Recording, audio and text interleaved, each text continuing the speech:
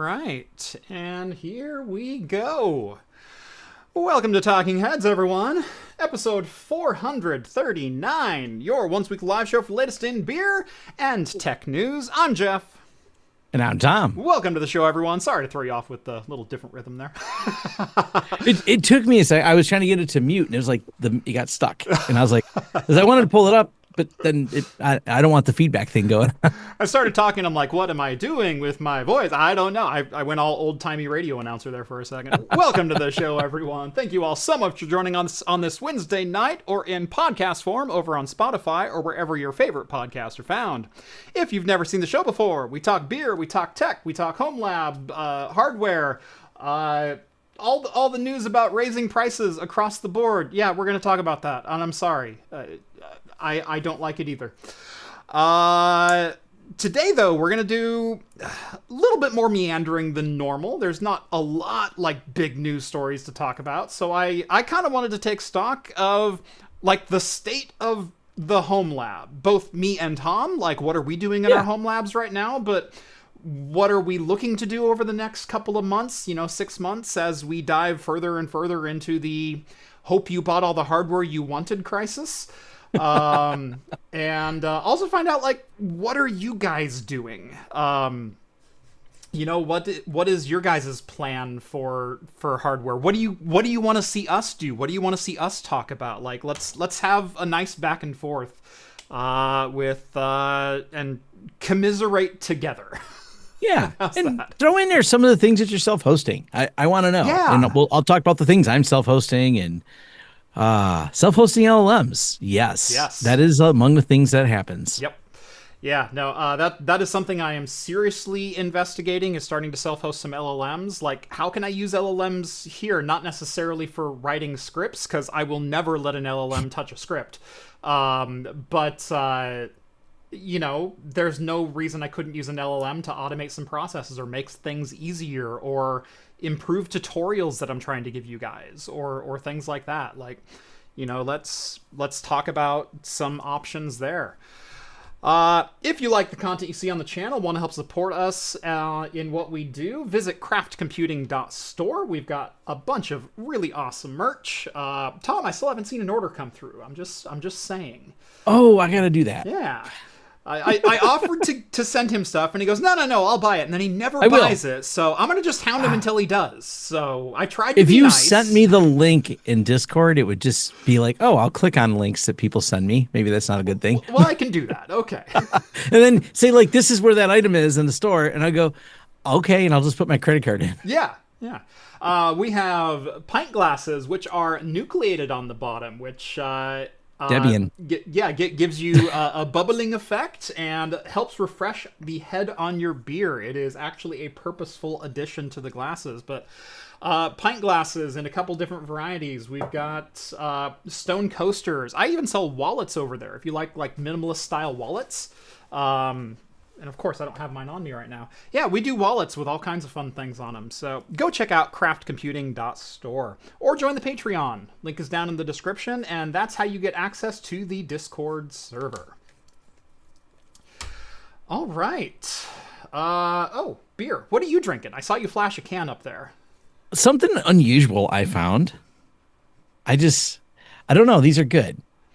The problem is you get way full before you can get buzzed, but I don't hate it. I like these. Okay. Because I can drink a few of them. Yeah. I like nice session beers. Like, it's a good midday beer for me. Yeah. Like, well, because I'll have a few of those. I've been trying to always be healthier. I've been like actually exercising more and all this other stuff. And it's probably, why not take a few beers that are a few less than the others. Yeah, exactly. Like, I'm not one to go drink a Coors Light or anything like that. No, it's still an IPA. It still has some flavor. It's got some hoppiness. Exactly. For a while, I was buying. There's a company out of Germany that does a hopped non-alcoholic carbonated water. So it's hops. It's like LaCroix or like a Liquid Death or something like that. But it's hops. I think it's called Klausthaler. And those are really good, but they're super hard to find and they're really expensive. It's like $10 for a 6-pack. And it's like, well, I can't down 2 of those in an afternoon. And I mean, they're non-alcoholic, but I don't have $5 a day to spend on on beverages usually. But today we are drinking a Toppling Goliath. This is from the Pseudo Sue collection of IPAs. This is a Mosaic dry hop, single hop Pseudo Sue. I think it's. I like the dinosaur. Oh yeah, The Pseudo Sue is a whole series of IPAs that Toppling Goliath does, and the dinosaur is Sue. But this is part of their single hop. I think it's a 6.7 or something like that. It's from near you. This is from Iowa. 5.8. Okay, yeah. So yeah, low 6, high 5s. One that I've been considering picking up. So I'm a huge fan of the 10 Barrel. Has a beer called the Pub Beer, and it is a white can with black block lettering, and it just says Pub Beer. Descriptive. Yeah. Well, the idea is it's a beer. It's a good beer that you can just go get. It's like 4.5%. And for me, that's been like my light beer. Well, they actually just came out with a light version of Pub Beer that I think is 3%. So very similar to the Dad Strength IPA. Okay. I kind of want to check that out. I haven't bought a pack yet, but they're also super affordable. Like you can find an 18 pack for like $15. So like we're getting into like domestic level prices. I think affordable beer is an important thing today. Yes. It's even the wife, she asked me, she was like, the grocery store recently started carrying liquor. It's like a small grocery store by me that I go to because it's a small one. But she's like, you spent $150. The only thing you seem to buy back was chicken. I'm like, and some Angel's Envy and beer. Right. Yeah. But yeah, that's where the rest of it went. I got to send you a photo of my bottle shop one of these days. There's one near me here in Salem, and it is an old grocery store. Like a corner grocery store. It's about 130 to 150 feet from the front of the store to the back of the store. There are 3 aisles. There's one cold aisle along the side wall, and then there's 2 additional aisles that are filled on both sides with nothing but beer. Nothing but beer. And then they have one more aisle, which is like chips and crap. And the store is like only 50 feet wide. Like it's not a huge building. But that's my bottle shop, and it's a really good one. Didn't have a good quality place like that. And yeah, there's the Pseudo Sue. It'd be cooler if I had mine in a glass like that. So I better order one. You better order a glass, Tom. But before the next one, Jeff will get it here. Jeff ships fast, right? I do ship fast, yes. All right, very good. There we go. I tried to be nice. I tried to say, hey, Tom, I will send you some glasses. Let me know what you want. I He goes, want a no, I'll order them. So now I'm just Yes. going to be mean until you give me money. Like that's fair enough. That's the relationship we've established. I'm fine with this because I do have to occasionally be coaxed into things. Because it's also a problem of squirrel. The next thing has happened. So that is the next shiny thing.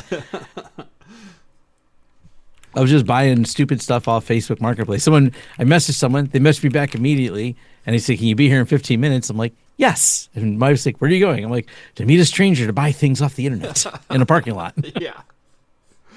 Where all good things are found. All right. Yeah. So, I did see people saying Homelab is dead. It's not. It's It not is dead. definitely changing. It's going to pivot hard, but that doesn't mean you can't still run services. And the buying used Threadripper ROM and cramming in 256 gigs of DDR4, that's dead. Yes. But your Homelab uses 30 gigs? Like, you're going to have to be a little more realistic. You're not going to be able to run all these massive quantities of memory. Then I don't think you need to. For all the services I run, it's really generally lightweight. It just doesn't take the horsepower people think it does to get all these things going. Right. That is like a really big factor. I've Yeah. got man, I'm gonna pull this up in a second here, but I'm not even using 26 gigs of RAM for all my daily driver services I use. Yeah, I You know think what I my mean? It's daily just, drivers are somewhere around 30 or 35. Yeah. yeah, that's the part. It just doesn't. Resource hoarding is dead. Yeah. Well, and I agree with Yakto on that quite a bit. The other thing is we've lost our way. Everything has become so bloated that we're like, why not just ship you everything and package it together? Why would we prune anything? Bandwidth is substantially more, so getting it to you is not hard. Hard drives are always cheap and plentiful, so storing it wasn't hard. And RAM, generally speaking, was not a choke point, so why would we prune these services? Yeah. No one writes anything in assembly anymore. Even these games, I mean, I know with the media discontinuation talk, that's one factor, but think about it. Part of the problem is these games are bigger because they're so bloated than a DVD. There's more, hold on, let me download this minor, 19 gig update to my 128 gigs of file. Yeah, to your 150 gig copy of Call of Duty, yeah, physical media is kind of dead, and it's because the size doesn't meet the media anymore. And we stopped developing distributable forms of physical media because we have a pretty well established digital distribution at this point. I'm not saying I like that physical media is going away. No. But when you think of the nuts and bolts required for both things, for either a digital distribution storefront or physically mailing someone a disc or compressing your games to the point that they can fit on a disc, Call of Duty, 150 gigabyte download with very frequent 15 to 20 gigabyte updates, which are still going to have to be digitally distributed. A 4-layer Blu-ray, quad-layer Blu-ray is 100 gigs. And it's also slower than crap to actually read and install that. Yeah. Versus our bandwidth, generally people have enough bandwidth that it's faster than they can do it on those stupid things. Right. But you also have to think about the retail distribution of all of those discs and how do you get them to people? They're either going to an Amazon warehouse or a GameStop warehouse. But that also means finding a manufacturer who can burn the discs, press the discs, put them in packaging. You have to develop packaging for them. Packaging is not cheap. You then load them on a slow boat from China. You'll offload them into the United States or wherever they happen to be going. If you want to talk about carbon change, cool. That's a full, 6 containers of GTA 6 discs that don't have to be physically moved to all corners of the globe now. I'm not saying I like it. I think the gaming part is more symbolic, saying there's not going to be the media. That's kind of a symbolic piece of it, as opposed to what we really want. And you can completely do this because companies do this. Send me the data. I own it. Thank you. Things like Humble Bundle and what's the other service? GOG. GOG. Yeah. GOG. And there is the ability to package and let me own this, and I'm fine with it. That is what we need to be, because the bigger problem is the current status of like the mentality of what cranks out of Silicon Valley has kind of infected everybody. Silicon Valley doesn't want a story about how you're going to build a product anyone loves. Right. They want a story for how you're going to build something that will forever be wedged between the user and what they want and how you can charge it as a subscription. That's the only thing they want to fund. That is the business model they want. They do not want you to actually own anything. And that's the real crux of it that's making us all angry. Yeah. It comes down to, if I buy a physical item that I can install completely offline and run, I own the game. I can run the game. That really hasn't been true for a very long time, even with physical cartridges still. Nintendo Switch was really the last full physical media distribution that I think was viable. even the Switch 2, the physical games have gone to basically digital keys, where you insert the cartridge and it will download a copy from Nintendo servers. You can then take that digital key and you can sell it to someone, but the game's not on there. The files don't exist on that cartridge anymore. And it just doesn't work with the amount of data we sling anymore. Right.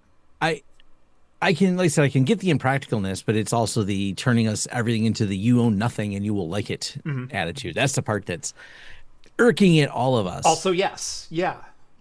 Yeah. And outside of games, I could rant quite a bit about networking gear. This is actually kind of related to Homelab, is the future of networking gear, because everything's so licensed now and turns into a pumpkin at midnight when the license expires. So like it's becoming a big challenge in the Homelab world, gaming world too, but the Homelab world, because we want to be able to get these things. And now the enterprise stuff, like, it's all paperweights when it's done. All the old Meraki gear, Cisco gear, the license activation the Palo tools, Altos, the Aristas, they're all, non-functional licensed without or the not licenses. working. Right. Yeah. It is. I have a video I'm working on of what happened to all the open source firewalls, and man, it is not a good status of what's left out there. Yeah. Jay sends over $20 super chat. Thank you so much, Jay. Current Homelab status. 4 minis forums, BD 795Is running Proxmox and Ceph. Each node 64 gigs of RAM, 10 gig, 4 terabyte NVMe plus 1 inference server with 2 5060 Ti's. Critically, almost all built in early 2025. Ooh. So that's I know, Tom, you're not quite as into like the DIY side of things, but the minis, have you seen the minis forum BD 795s? Oh, yeah. Okay, yeah. Yeah. And actually I was gonna say, I happen to have some R740s. All this stuff I acquired in 2025. Yeah. And me and my friend Mike were just having that discussion. It runs his Railstream stuff now is what we're using it for. We're like, how lucky we are to get all this hardware. And it was like debating on it, like, okay, I'll get some of this and get a deal on this. And now we have it, and we're just looking at it going, we can't build his Railstream server again. It's a streaming service for trains. We can't build this again. It's not affordable. The services would go under. Even if too much hardware dies, there's a kind of a, would we rebuild it? It has revenue coming in from all the subscribers, but it's one of those, if we're using 70 terabytes of data of storage, like, is it worth it? Would we replace these? Would people just lose? Because you can scroll back to certain times. When we bought those drives, they were reasonable. Those drives are not reasonably priced now. It would cost 8x to build it again, and would that pay for it? So right. I have 24 spinners plus another 8 or so that are running in my rack right now. And my typical buying policy is I buy 9, deploy 8, and RAID Z to them. And so I have basically 4 8-disk wide Z pools with a 2-drive failover. And I've also got close to... Well, not as much anymore, because I went back to the microclouds for most of my compute, so I don't have really any DDR4, DDR5 in like massive quantities deployed in my Homelab anymore. But I'm staring at those drives, like 32 disks plus 60 or 70 DIMMs worth of memory in my rack, going, please don't. Because I have 330 terabytes of like usable space in my rack. Now, I think I'm using about 100 terabytes of that for various things. Most of it is backup of B-roll that I've taken over the years, and I delete all of my A-roll, but all of my B-roll is all cataloged for things that I might want to bring up later. In fact, this last video that I just did, my talk on the Steam machine and the state of everything, the amount of B-roll that I pulled in for product shots, and even I had one shot of me driving my 350Z, which I sold 2 years ago, and that ad we filmed 4 years ago, I think for Patriot. But I happened to have a B-roll shot of me in a car, and I needed that shot lest I go and pay a license or have AI generate me something. Right. Like, that's what that storage is for. That's what enables the kind of content that I create. Man, if I had to buy another 220 terabyte drives today, I don't have an extra grand to drop into my lab right now. Yeah.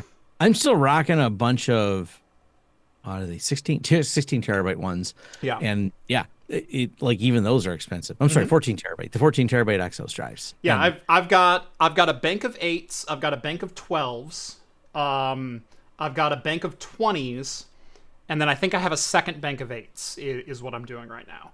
I have one of them has a bad sector, and I'm rolling with it. I'm like, it's been spinning for 5 You're years. fine. That's gonna happen. It hasn't gained any more.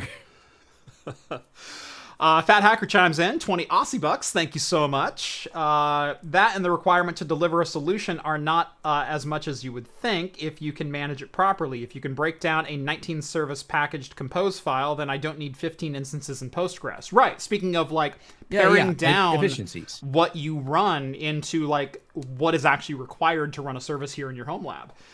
Yeah, the requirements are much, much less than I think a lot of us make of it. Yeah, it's interesting because so many of these companies in the IT MSP space where I've lived for years, I'm so used to all the downloads. None of their tooling is small. It's always like way bigger. For some simple little monitoring tool, it's always really big. One exception to that, because he's such an OG programmer. If you're not familiar with him, look him up, HD Moore. You may or may not have heard of HD Moore, but you've definitely heard of things he's done, such as the Metasploit framework. But the last company, which he just sold, I believe, or in the midst of something like that, is called Run Zero. But not an ad at all for that, no relation other than it's a cool product. But Run Zero is kilobits. And it is amazing how tiny it is. I haven't used it in a while since I sold my business, but I was always impressed with it. It does an amazing amount of things for just tiny because it's so well coded. Mm-hmm. It is wild. And we just don't see that often enough. Or Steve Gibson, there's a good example as well, grc.com. When you look at what GRC does, all of his little tools, he writes them in assembly. So they're also kilobits and big. Yeah. There's a beauty in that we've lost. And it's because we didn't need to have it. So if you look at any of the utilities that Steve Gibson wrote now, you're like, nobody does this. No one writes these really optimized, didn't drag in 5 gigs worth of libraries just for no reason other than the AI bot said, that's what you do. Right. I want to start a new project. Hey, I need Let this. me drag in I need Node. this one API from this library, so I'm going to import this whole 5 gig package, and that's now distributable, so you can run this simple like query script or whatever. Yeah. So it is that I think we're going to see that come back because people are going to, not just from, like he mentioned, the consolidation of services, but we're going to start seeing where people really start optimizing things because we just don't have this extra laying around like we used to. And computers, I look at all these older computers, the ones who doesn't like watching some of the retro computer stuff when they talked about how they did something in Nintendo in the 8-bit world and how they would, figure out the parallaxing because they were up against the hardware limitations. Or if anyone's read, I think the book is called The Masters of Doom, talking about the history of Doom. Also, they were pushing the envelope of the hardware. The vision of the developers far exceeded the hardware of the day. But that's what made Doom so good was they figured out every trick possible to make that work. Yeah. And it was amazing. Not to put words in his mouth, but to shout him out a little bit, Vince, you all know him as Circuit Rewind, was on the show last week talking about a talk he gave at the BSD Developers Conference a couple weeks ago. And that's actually precisely his talk was about developing an NTP time server that's GPS and local and runs on a Raspberry Pi, but his talk was about developing a BSD distribution platform that strips all of the bloat out to run simple services like this. And you can recontainerize them and repackage them in very, very small ways. And so that was a Raspberry Pi full operating system, full, deployment of a service that he's running that is serving 2 million unique clients per day now as a time server in Seattle. That is a 335 megabyte file. His entire OS ground up is 335 megs. And the time server, I think, overshadows it, because the fact that he's running an NTP recognized time server on a Raspberry Pi is a headline in itself, but it's the back-end development that went into this that was the incredible part of what he did. And we're going to see a lot more projects like that, hopefully. Oh, sorry, 20 million a day. I was off by a decimal. Holy crap. 20 million unique clients per day, one Raspberry Pi on a micro SD card. Yeah. I think it might have an NVMe, but yeah. I'm excited to think about us getting to that and building these intricate things, because it makes people re-examine it. It's challenging. There's a lot of fun in that. I'm not a developer, so but the people I know that develop, and Steve Gibson talks and waxes poetically about his joy that comes out of these optimizations and building things at the level he does. And then I know very few outside of people who are in some of the gaming spaces that take the time to really get deep into the hardware and understand that. So I think that's what we're going to see in the future of Homelab, is heavy amounts of optimization, because it'll be the rebalancing. I don't want to say we were spoiled, because it's the fact that these companies are greedy. Spoiled implies that we were given more than we deserve. And I don't think it was. We had hardware in excess that we could grow into. And it wasn't because we weren't deserving. I agree with you. I don't like spoiled as a word unless it really applies. Words have meaning. I saw that a couple times in my Steam Machine video. Well, we've been spoiled with high prices, and so the market was due for a correction. I'm like, in what world do gamers deserve to suffer? Because the corporate world gave them too much. Are you fucking kidding me? Exactly. Yeah. What an aggravation. Yeah. You all deserve so much more than you have. Let me put it that way. But yeah,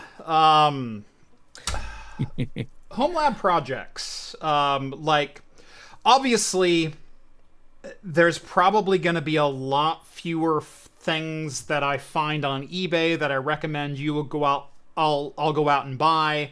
Probably no 24 drive chassis and a really, inexpensive hard drive deal that you can go click and fill up for like $1,500. Like the chassis, they're really cheap. And you know why? Because no one's buying hard drives right now. So if you need containers for drives, you can buy them. It's just you can't buy the drives or the memory. The drives are the big hang up. Yeah. So that aspect of my channel is certainly going to change. There's going to be a lot less deals like that. However, it's not like there's not alternatives to things like that. Like, just in the last year, I've got the little Zima blades, that are really cool, like inexpensive. These are like $70. They're x86, they're 4-core, 4-thread, they're 5 watts, so they're basically like an x86 version of a Raspberry Pi with no GPIO. But if you just need to run a couple of services, slap these on your desk, and be done. And there's PCI Express expansion, so even if you wanted to add like an Intel A310 for transcoding for a Plex server, you could run Plex on one of these. Well, I used it for TrueNAS. I had a TrueNAS one. I did a video on the first one, and I bought it. It wasn't sponsored or anything. I bought the first one as well. I also have this one here. What's funny is I bought this, and before my pre-order arrived, they emailed me and said, do you want to review this when it launches next week? And I was like, well, yeah. So now I have 2 of them. There's this little guy right here. There's the R86S. I gave one of those away, but yeah, I had that too. Yeah, no, super, super cool. Dual 10 gig SFP plus, triple 2.5 gig. This is also a 4-core, 4-thread Intel SoC. I think it's a Pentium 6005 or something I like had that. the oddball one with the 25 gig connector. Yeah, I also saw that one. Yes, I had that one. That one overheated a lot. That was my review. Don't Yeah. use it at 25. It overheats. Yeah, the 10 gig was wonderful. 10 gig was fine, but the 25 overheated. What's funny is that was my review of this guy. This is the Mini X. This is the Intel N300, which it's an 8-core, 8-thread. It's basically the efficiency cores from an Alder Lake chip, from a 12th series Intel chip. The cores themselves are really, really good. Like, each individual core on this is faster than a 6th generation Intel desktop CPU. Like, they are fast. The problem is this is a full fanless design. Now, had the TDP on the N300 been actually 7 watts like they advertise, I think that would have been fine. But under boost, this thing hits 12 and 15 watts. This heatsink hits 65 degrees. Celsius. Yeah, I assumed. Yeah. But I think home labbing might shift because while we weren't spoiled, we had CPU and compute in excess. And the reason I went back this year, or late last year, and went, you know what, let's reevaluate what I have in my home lab. Let's go all the way back to X79. Let's go all the way back to Ivy Bridge and build a power efficient Ivy Bridge system with lower RAM, lower SSDs, on my Blade server. I spent about $1,200 putting that Blade server together. I've now got 8 nodes that draw less than 400 watts. I've got 64 gigs in each one because it's DDR3, because you can still pick that up for like $50. I've got 12 core, 24 thread, 50 watt processors in there. So even under full load, they'll never scratch what my UPS can deliver. I think under full load, that whole server might draw 800 watts. Like that whole 8 node chassis will only draw like 800 or 1,000 watts the way I have it configured. But I went backwards from like an AMD Genoa, like a 4th gen AMD EPYC box, to X79, and I saw 0 performance difference on my day-to-day applications. And the system I gotta finish a video on is a AMD Ryzen 7 8845HS. Yeah. And it's that we talked about this before because it's that Harbor system. I just haven't gotten around to reviewing it, but I've been using it for a few months. But it idles at a really low wattage. Yeah, they're like 20 watts for the box or something like that. Yeah, like it idles low, can peak a little higher if I need performance, but that runs everything.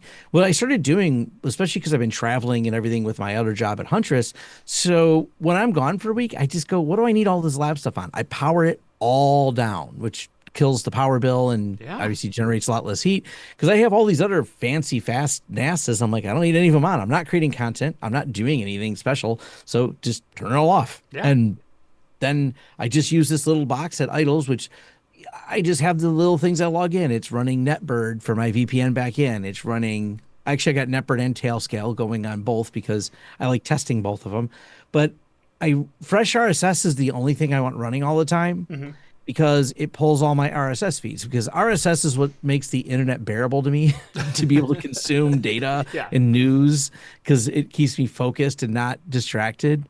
I should throw some glasses in my RSS feed. Like when Jeff Store gets a new update, you have an RSS pull for that. Yeah. So I know when new products are in it. Actually, I should do that. I would add you to the RSS feed. That way, if you added something new, I'd be like, oh, look, it's in my RSS feed. And that prompts me to act. Yeah. One of the points in the video that I did this last week on the Steam Machine was 15% of the video, but it was the idea around the Steam Machine of people being outraged that Valve was charging $1,050 for what they saw, implied was ancient hardware because it was one generation back and it wasn't like a 5080 level desktop. Like, that's not who this was for. But the video actually talked about elitism and sensationalism and social media and influencers driving for clicks more and more. And as a result of needing to get more clicks and being, whether directly or indirectly, incentivized by platforms like YouTube and TikTok to sensationalize not only their headlines, but now the content within, because watch time matters more than clicks. You have to keep that dopamine drip going. And so we've fallen off of well thought out, well researched videos in sake of sensationalist headlines and sensationalist opinions. It's either best thing ever or worst thing ever now. And the Steam Machine, it works, but it's not the best thing ever. So it has to be the worst thing ever, right? And so that was the whole video wrapped up with lots of references, with lots of twists and turns. And enragement equals engagement. Enragement equals engagement, exactly. Whether you're really enraged happy or enraged mad, whatever it is, as long as you're up in arms about it. Right. There's also the driving force, and I've never been a big fan of this, but I know a lot of the channels, and I get some people are into cutting edge, but sometimes they go so cutting edge, it reminds me of like people who just want to watch exotic cars be driven, and that's fine if you like that. Yeah, there's some joy maybe you have in it, but I've never been that. And I know a lot of them are like, you have to have at least 192 gigs of RAM to play the game you want. Like they overbuild. Yeah, no, that's exactly it. I saw comments in my video that said today, someone had the audacity to say there are games today that 16 gigabytes of VRAM is the minimum requirement, and I said, name me one. Every single game that's published today, 8 gigs is the minimum requirement. I'm sure someone's got something not poorly optimized that doesn't run unless you have at least run well. There's a couple. I mean, Cyberpunk doesn't run well unless you have 8 gigs, but you can run 1080 medium settings at Cyberpunk with 8 gigs and get a very... It's 8K or nothing, man. I mean, who runs 1080 in 2026? And what's funny is I'm already writing a follow-up video on expectations and how they change depending on how you're consuming a media. And so what's really hilarious to me is that the Steam Deck, the handheld, has been selling like hotcakes for 4 years straight. It is the absolute weakest handheld on the market. Yeah. It is a Zen 2 CPU with an RDNA 2-ish APU attached to it with only 8 compute units.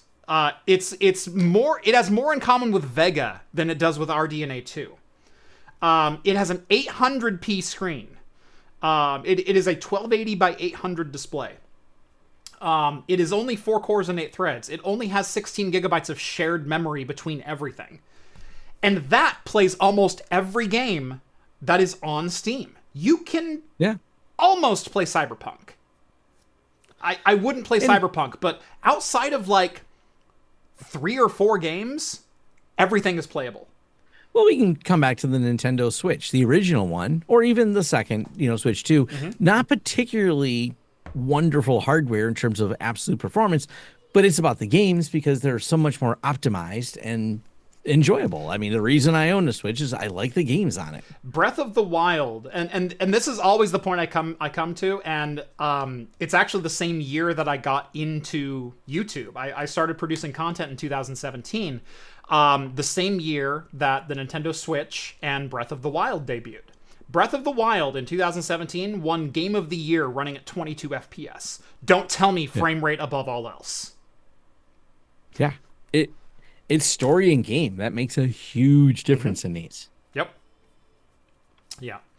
But, yeah, someone had the audacity to say, you need a 5070 today to play any game. And I'm like, to play Indiana Jones, yeah, but Indiana Jones is the 1700th most popular game on Steam. There are less than 200 concurrent users globally on Steam that play Indiana Jones. Here's one for the crowd. Makes a really pretty benchmark, but no one plays it. I have a question for the audience here. let's see who else has gray hair like me. How many of you were familiar with the demo scene in the early days Oh of all the yeah. cool stuff? Yeah. I So I modded a BBS server back in the day. Of course, I'm familiar with. yeah, I loved all those demos that would do something. There was the one that stands out, maybe nostalgia for me. He went by the name Vic Acme, VIC-ACME. I think if you search it on YouTube, you still find someone, but they just did some of the coolest demos and some of the weakest hardware where they would just build music and 3D graphics and everything else. And this is before there was a 3D graphics card, Yeah. like the really old demos and stuff. It was really cool. It was always cool because it was a showcase of what could be, even if someone wasn't writing a game in it. The fact that they could do all this on relatively like it looked.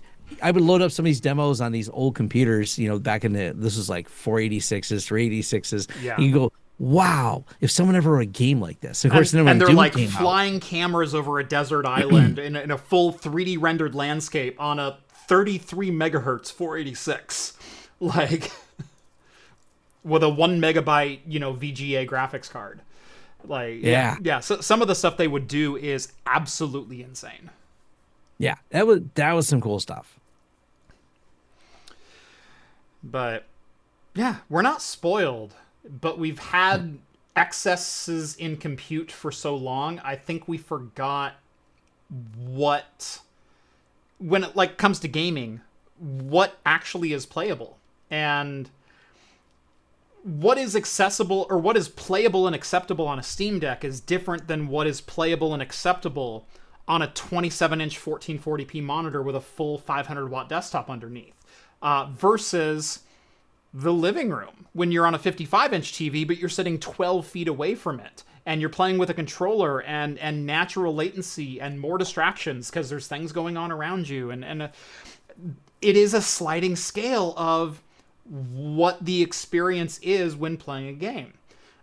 There are some games I only play on handheld. There are some games I only play on PC with a keyboard and mouse. There are some games I really only like playing on the TV. They're all different experiences powered by different hardware. Trying to think of it. I don't know. I guess I think of Nintendo as a TV for me. So I don't play it very much. I do play it sometimes in the handheld, but I play it on TV more than anything else. So to me, the Nintendo Switch is a TV device. Yeah. Yeah, no, So it's less driven by game. I think it's driven by the device itself. To me, I dock it. I do play when I'm traveling a little bit. But when I'm playing Mario, I just really like it on the big screen. oh, So, absolutely. Yeah. But next time you're like sitting down to play a game, think about what are you sitting down to and how are you consuming that media? And your perception of what is good changes. The Steam Deck has a 60 hertz screen and most of the games play at 45 FPS.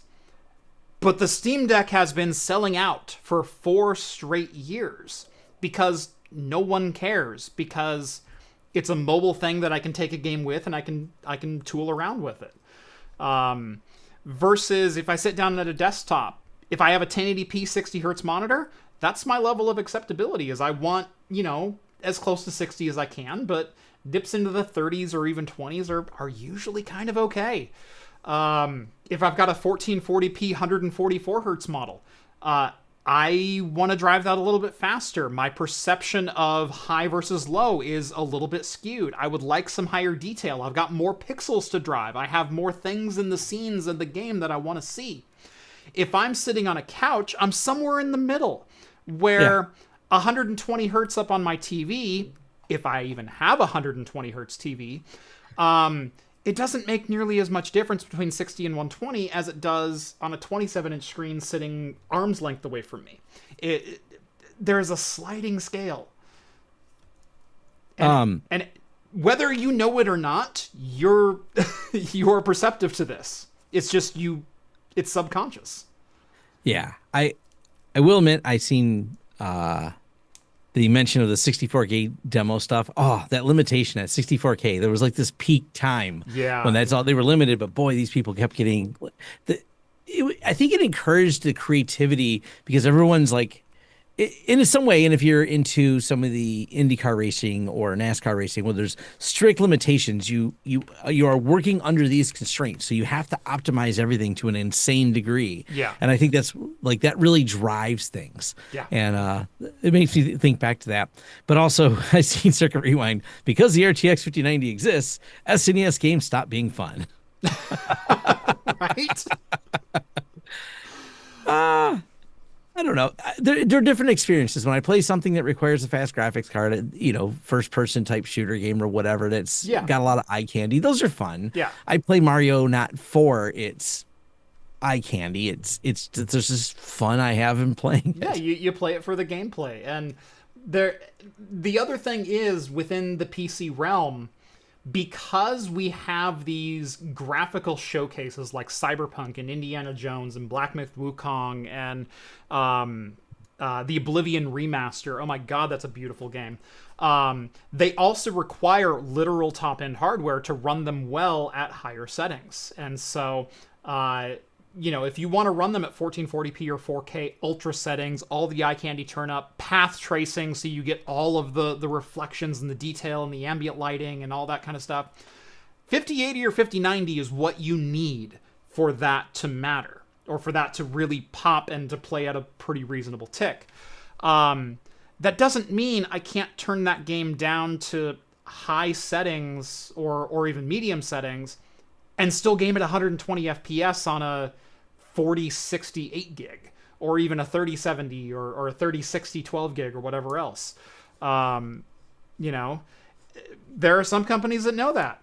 NVIDIA just re-released the RTX 3060 because, well, it uses the previous process node on Samsung and no one's using that right now, so we might as well put a graphics card on the market that we can afford memory and fab time for. And it's out for the same retail price that it was 5 years ago. That's the funny part. But I will say the funny part is that Tom's Hardware is using an EVGA card for that, which they don't make graphics cards anymore. So Just grab the old stock image. What's old is new again. Exactly. But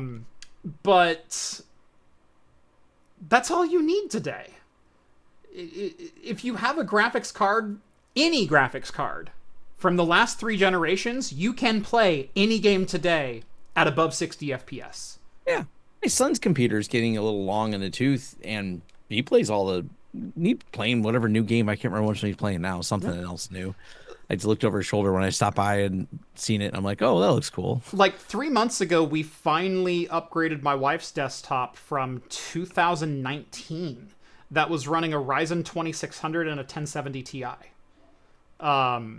And that's 7 years of lifespan. And we didn't upgrade because she wasn't happy with graphics or because the games weren't playing anymore. We upgraded to actually drop the power profile of that machine ever so slightly. We've now got a GTX 1060 in there, or 5060 in there. 5068 gig. 1060. Whoa. Yeah. No, 5068 gig. That's all she's running. And she wasn't even unhappy with the 1070 Ti. Not at all. So I've got some videos coming up that I'm going to be re-exploring some old hardware and maybe some old build guides, or maybe like used hardware that you should keep an eye out for. I've got a 5500 X3D CPU on the way. It'll be here Monday. Because it's only 6 cores and 12 threads, but it's an X3D CPU, and it's like the 6th fastest gaming CPU that's ever existed on this planet. And it was $200 on eBay. And it uses DDR4, so you can still get 16 gigs for $100. Like, there are still ways to play games. Yeah.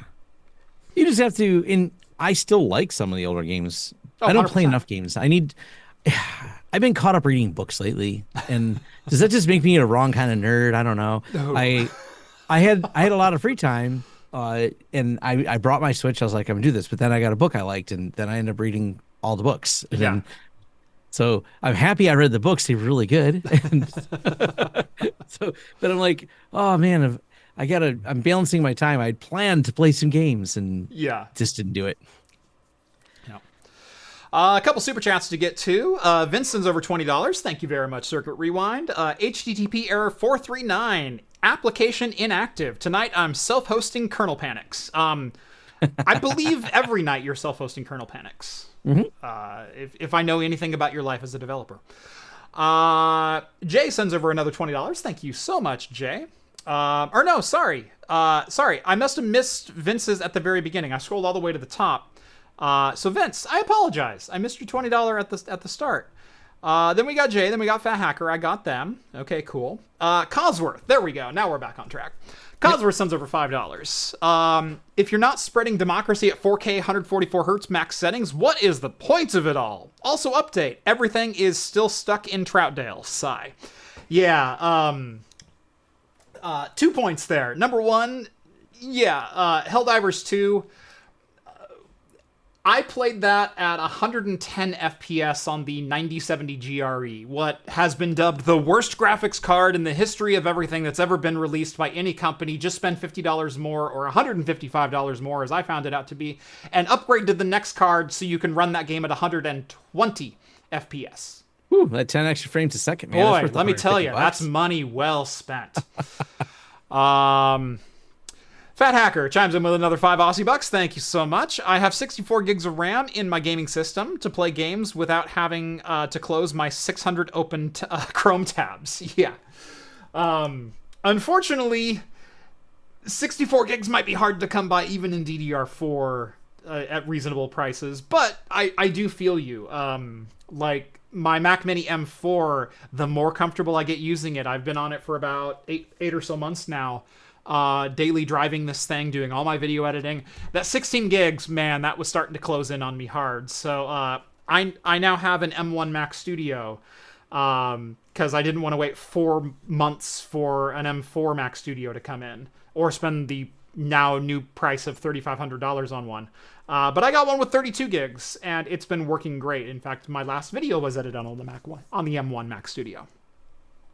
Yeah, I like my iStudio. I mean, I have an M4, and I also have an M5 Mac. I bought it because they had the refurbished ones at a discount. I don't know why they're discounted. I straight up and bought it, which I was just predicting because I bought it 2 months ago now. Actually almost 3. Anyways, I was predicting the prices to go up. Yeah.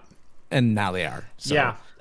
Literally about 10 days ago, I was going, man, I feel like prices are going to go up any day. There's so much. I'm seeing so many like companies that are releasing notes that saying we're canceling products or we're modifying or we're increasing prices and whatnot. And I'm like, Apple can't hang on forever. If I want an M4 Mac Studio, I'd better buy one. And so I spec'd one out. M4 16 core with the 40 core graphics with 64 gigs of RAM, which I think is the model that you got refurbished. Yeah. It was $2,700 new because they haven't been in stock in the refurb store for the last 6 months. Literally, when you bought yours was the last time they were on the refurb store. They disappeared like 7 days later, and they haven't been back. And I'm like, all right, I'll just bite the bullet. I'll spend the $2,700 and I'll be done. And then I'm like, you know what? I'm gonna kind of wait on that. I'm gonna wait till payday. I've got a contract that's out that is due for payment. I'm gonna wait till that comes in, and then I'll just bite the bullet and do it. The next morning, Apple announced they had increased prices. It was $2,700. Today it's $35. Woo. Yeah. I only got 36 gigs of RAM in mine, but that's enough. Okay, yeah. Because the price jump was too much to go above that 36. There was like that. It was a big step, at least in the refurbished market. It was. They had them. They're like, you can get this larger one. And I almost pulled the trigger on it. I regret not doing it when I bought my M1 or my M4 Studio. Mm-hmm. But I didn't feel the need to also buy it on my laptop. But I'll probably pull the trigger later this year. And buy one, but man, that was just a punch to the gut that I didn't want right now. It's like, yeah. Jay sends over another $5. Now cracking open a Mardsu triple. 10% ABV because we are down a player versus Bosnia and still just scored on a free kick. I believe that we will win. Nice. And then Daryl chimes in with 2 Aussie bucks. Thank you very much, Daryl. Haven't seen you around for a while. Welcome back. Which Pascal Tesla card will run virtually cheap? All the Pascal cards, are you talking like vGPU? Or are you talking run what? I think we need to know what you're trying to run. Yeah. Unfortunately, the P100 and the P40 have both increased in price lately.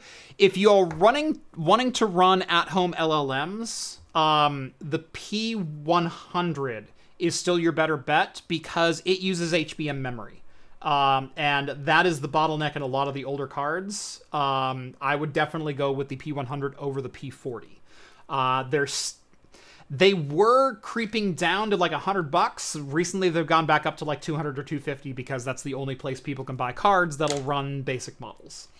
You're not going to be able to run every model, and some of the newer models especially will run like absolute dog. But it has some capabilities. So there you go. However, if you can buy Jay, not a professional Jay, has a pair of 5060 Ti's, the 16 gig models. You can certainly get some of those and get way better performance than some of the older Pascal cards. If you're doing like AI stuff. Also the RX 9060 XT also comes in a 16 gig variant if the models you want to run will support AMD or Rockham for a platform. And then another $2, thank you. Also with DDR on die, why is Apple rising in price? Because it's not the memory sticks that are expensive. It is the RAM modules themselves. It is the fab time to produce the silicon for the RAM modules, for the actual DRAM chips. A lot of production over the last 8 to 12 months has shifted over from DDR desktop/server memory, that is both DDR consumer and ECC RDIMMs, over to producing HBM, most notably HBM3E and HBM4 for upcoming AI products.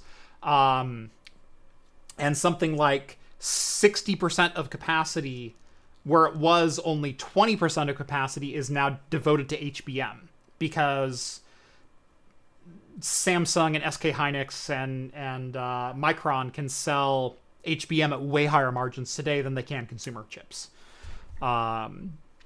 So they're getting better margins on HBM, and they're creating a shortage on the consumer side, which is also driving up prices. So it was literally a double win for them to make that move. And it's so wild, back to that Veritasium video we talked about last time I was on. Yeah. There's a company that makes the machine that makes these. Yep. So everyone's like, we can't, people constantly equate it to like, we could just open up a new fab plant and like manufacture. We can just make more widgets. We can, it's so complicated. We've built this incredibly delicate supply system, intricate supply system that is not being manipulated by those few companies. It's just wild.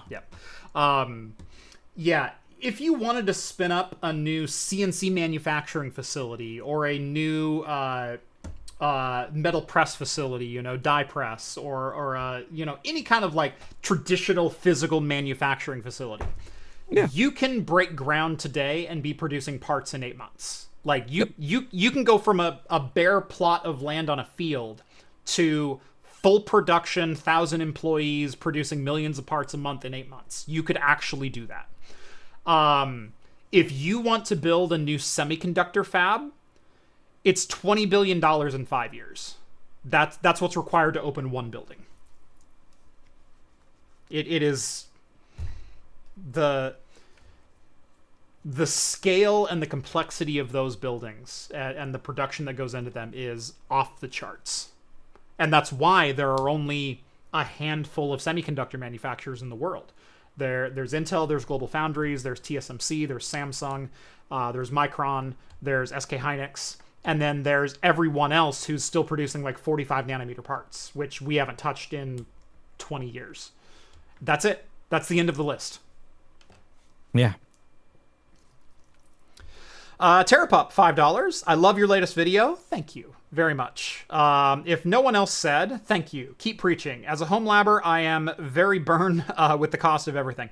We're all burned with the cost of everything, and it's not just home labs. Everything sucks right now, and everything's going to continue to suck, and it's going to continue to suck more. But hopefully, as reviewers, influencers, whatever you want to call us, we can help you be smart with your money, give a little dose of reality, help you still enjoy the things you want to do, help you still do the work that you want to do, and not cost you thousands of dollars in the process. Colton, $10. Thank you so much, man. You probably already covered this somewhere, but is there an OpenViro update? Yes! Yes, there is. As of this last Friday, OpenViro is at the distribution facility. Awesome. 700 units plus all of the ancillary temp sensors. They are at the distribution facility. I cannot, at this point, any statement I make is out of my hands because it's not my hands physically on the product anymore. But they told me about a week after receiving, they will begin shipping. And so they had their hands on it Friday afternoon. My guess is early next week, we will see shipping updates going out. And probably a week after that, if you want to place orders on Mouser.com, you will be able to place an order for immediate fulfillment. Fantastic. We did it! Hey! I seen American Cosworth kind of ranting a little bit about AI. A little segue. The book I read was one I backed on Kickstarter, which is Cory Doctorow's A Reverse Centaur's Guide to Life After AI. So if you want to get a good book on that particular topic, have a better understanding of it, Cory Doctorow's book was excellent. It's a pretty short read, but really worth it. Nice. I like that Cory, because he doesn't use traditional, he won't do anything that has DRM, which means he doesn't do Amazon, Audible, or all related. So he does Kickstarters for his books. And I have now funded like 4 or 5, I don't know, however many Kickstarters he's done. I'm excited about those. I like a lot of his books. I like his fiction. I like his nonfiction. Yeah. Reverse Centaur's Guide to Life After AI is a nonfiction book. Good one, though. I need to take this handle off. The desk behind me has gone through so many iterations over the years. It started as a workbench that I moved in here because I needed an additional space that wasn't my production desk. That wasn't like my filming desk. I needed a place to put things that I was working on. And then I bought a couple new 3D printers, and so it became a 3D printer desk. And then I pulled the 3D printer off of it, and it went back to being a crap catcher desk. And I'm like, that's not what I need behind me in video. And it drove me nuts. And so now you're bumping into it. Now I'm bumping into it. Well, I'm more specific. It's one of the Husky adjustable height desks from Home Depot. Okay. And I keep hitting the handle. And while they're rated to hold a good amount of weight, and it does hold the weight very well, if I bump the handle, it'll spin itself all the way down. It'll. Oh, that's funny. And so once you start it, you set the whole thing in motion to go down. Exactly. On this desk, I'm probably going to cover this in a couple of weeks in a video, but I just got the M1 Studio, and so I wanted to put it at a desk that I could literally just pivot from my main work desk, and I'm doing all my writing and all my video editing over here now. But Dell sent me over a 52-inch 6K ultra-wide monitor, 6144 by 2560. Ooh, that's a lot of pixels. I am in love. Now, it took me some OLED? time. It is IPS. Okay. But it's still 120 hertz.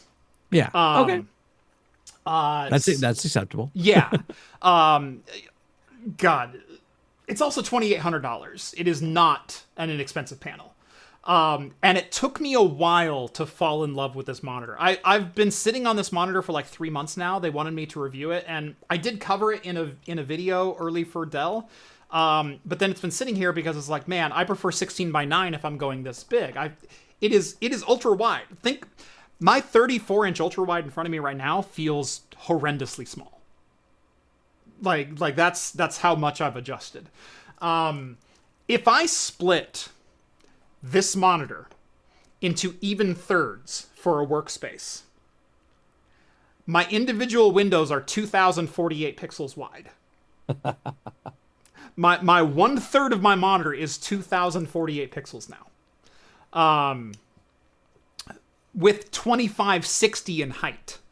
On a 1440p monitor, that's 70% more height than I had before. I'm still happy with my 5120 1440. Yeah. I'm okay with this. Yeah. And I've got a 3440 by 1440, and it's okay. It's fine. I've always felt a little vertically constrained. Like I like a true 4K. I like a 3840 by 2160 for a lot of the stuff that I do. But man, the 2560 vertical space, I am full converted. Dell told me I have to send this back. It may end up over my dead body.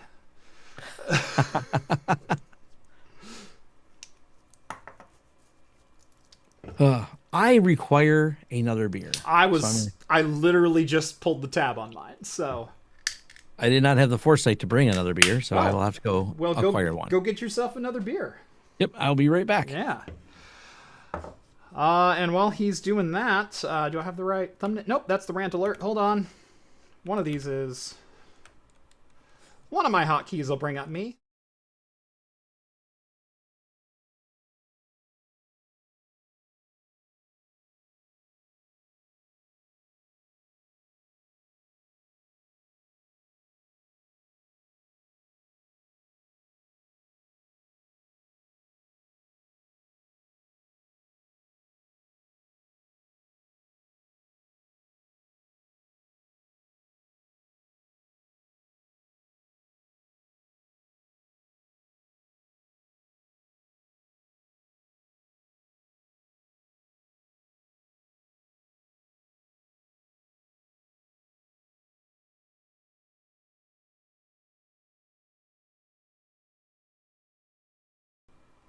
There I am. Sorry. Sorry. Let me start over. This is the Ninkasi Double IPA Tricerahops, which I always thought they should have reserved for their triple IPA. But this is a 3-hop double IPA, so I'll give it to them. And I was saying in the fancy Code Rain glass that you can get over on craftcomputing.store. I don't know why the mic was muted on this one. It shouldn't have been muted, but it was. So, mime the pour. Okay, it was a really nice pour. Like, I was doing that with full conversation, and look at the head that I developed. In no small parts of the nucleated glass that you can get over on craftcomputing.store. Is my audio working now? Gosh. Bunch of... I heard I can get a glass there. I should head over to Craft Computing. And Isn't that a nice one. fancy glass that you can get over on craftcomputing.store? Hell yeah. I switched to the camera, to the solo camera view, and my microphone for some reason was muted or was like hidden from the scene. And so I had to redo everything. And so I redid everything, including the pitch to go to craftcomputing.store where you can get your own Code Rain pint glass. And we're back full circle.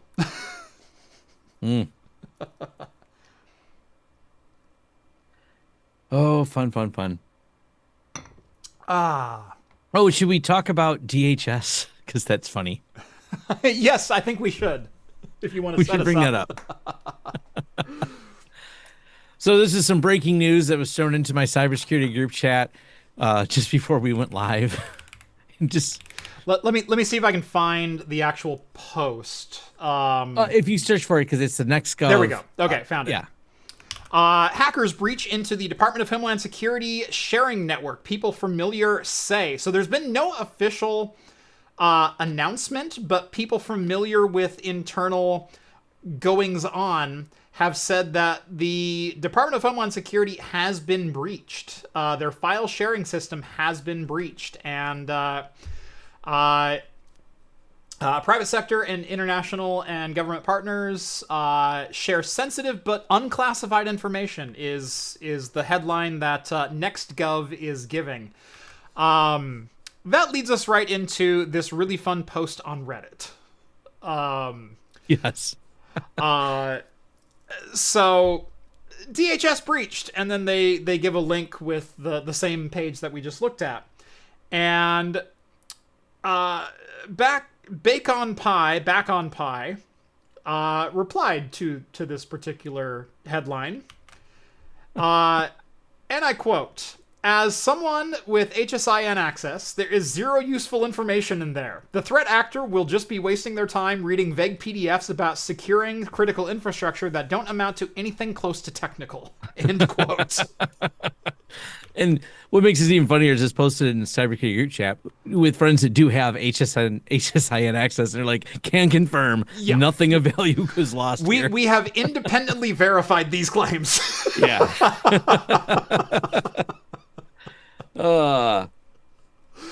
According to multiple sources.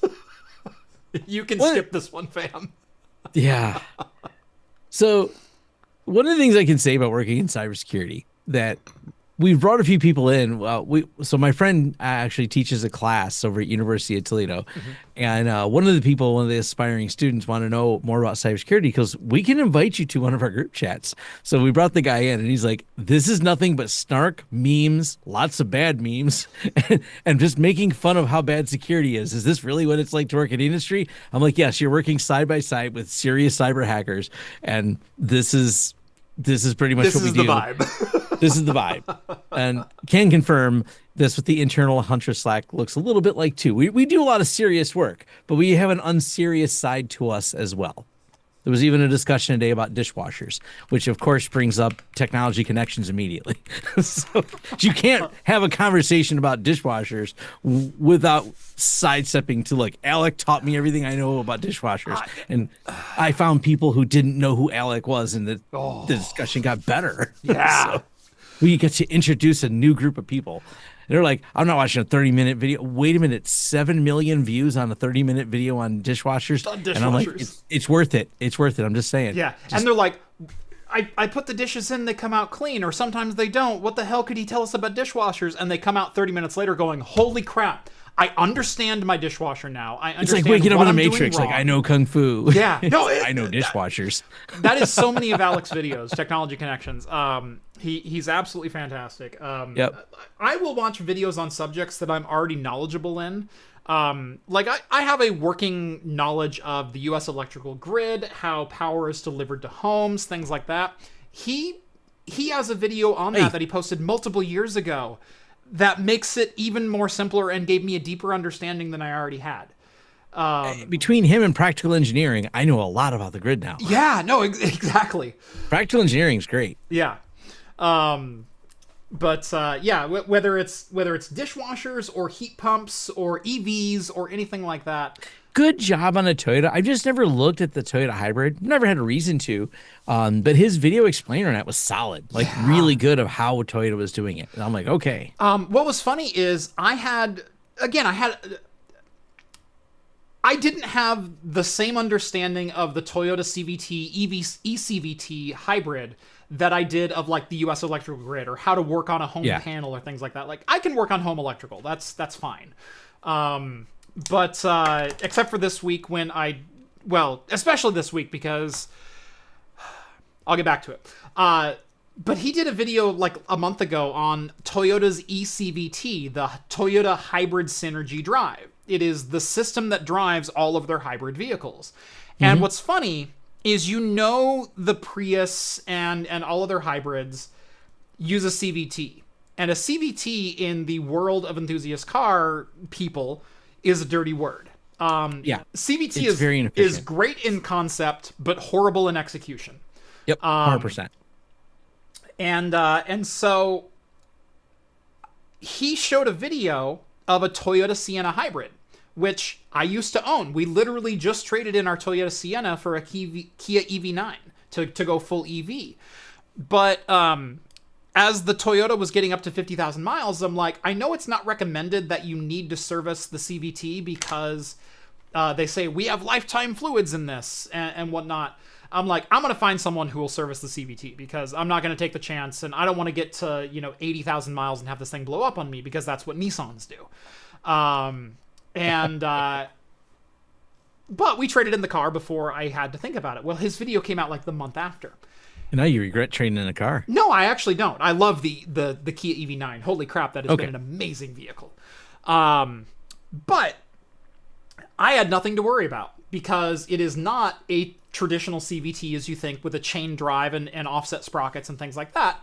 Yep. It is a planetary gear mesh that is oiled by the same oiling that goes into your motor.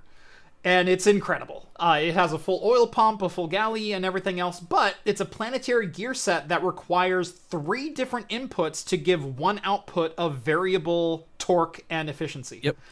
It is, if you have not watched that video and you are at all a gearhead, a car enthusiast, a junkie, go watch that video.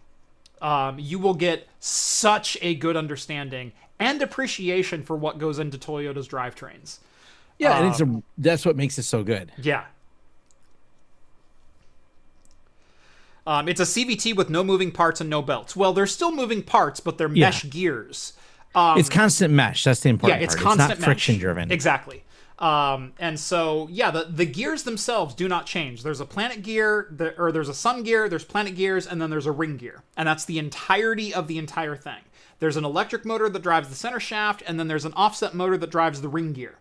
And they can both spin, they can both not spin, they could spin in opposite directions to use one of the electric drives as a generator, or they can take input from the motor and deliver that directly to the wheels, from the gas motor and deliver it directly to the wheels.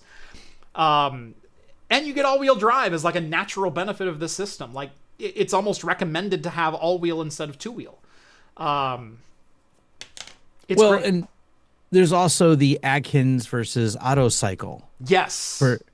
Which is nuanced, but it changes things. Mm-hmm. Which, if you also are a car enthusiast, Driving for Answers just did a new video breaking that down because I watched that one as well. Yeah.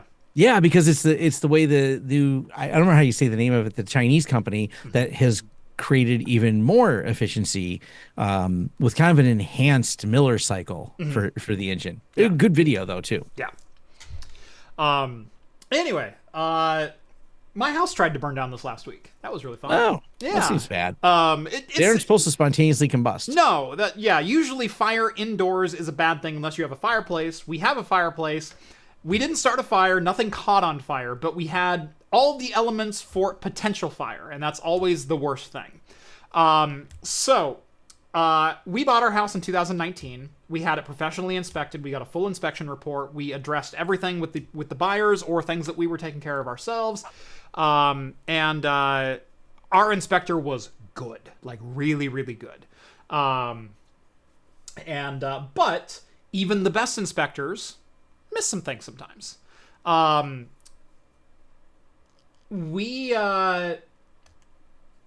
story short, this last week, the outlet in our guest we have 2 bathrooms upstairs, one in the master, and then we have a guest bathroom. Inside the guest bathroom, the outlet on the wall stopped working. Just no power. I took a meter to it, no power either to the outlet itself or to the lines that are delivering power. No tripped circuit either. And so I assumed a GFCI issue. That is a standard plug, but it is a GFCI fed plug. So there's a GFCI circuit or outlet further upstream.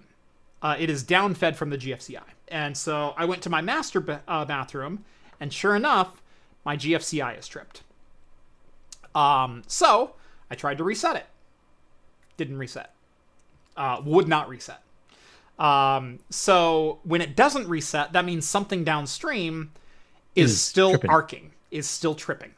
My house was built in 79. There's a lot of old stuff in a 50-year-old house. That wiring is original to the house.